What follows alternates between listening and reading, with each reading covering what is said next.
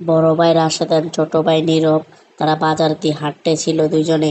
তখন এই বড় ভাই রাশেদ একটা মেয়েকে দেখতে পায় এবং তাকে তার পছন্দ হয় এবং সে আর দেরি না করে তাকে প্রপোজ করে এবং মেয়েটিও রাজি হয়ে যায়। তারা জড়াজড়ি করে এবং তারা তাড়াতাড়ি করে কাজী অফিসে চলে যায় এবং নীরব তার সাক্ষী থাকে। তখনই মেয়ের বাবা মেসি এসে মেয়েকে নিয়ে যায়। রাশেদ তো চিন্তায় পড়ে, রাশেদ কি করবে। তখন রাশেদ না ভেবে কুল পাচ্ছে না, চিন্তায় মরিয়া।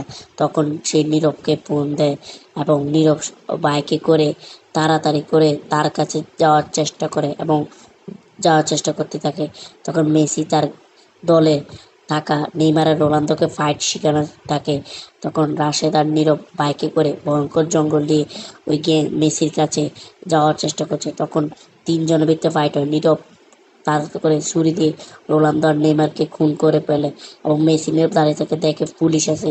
তো সেটা তো দেখে নীরব আর মেসি ভয় পেয়ে যায়। পুলিশ এসে দেখায়। তখন নীরব তাড়াতাড়ি করে মেয়েটাকে রাশেদের কাছে হাতে দিয়ে তাড়াতাড়ি করে পুলিশের কাছে চলে যায় এবং পুলিশ দেখে যে দুজনকে খুন করেছে নীরব, লাশ পড়ে আছে সামনে। তখন এই নীরবকে পুলিশ ধরে এবং পুলিশ তাকে নিয়ে যাওয়ার চেষ্টা করে। তখন সে যাওয়ার চেষ্টা করে না। তখনই নীরব জেলখানা অনেক কাজ করে, জেলখানায় কাজ করে।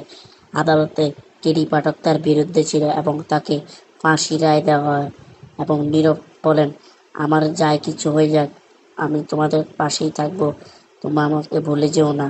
তখন ফাঁসি হওয়ার পর রাশেদ আর রাশেদের বউ কান্না করে নীরবের কবরের সামনে।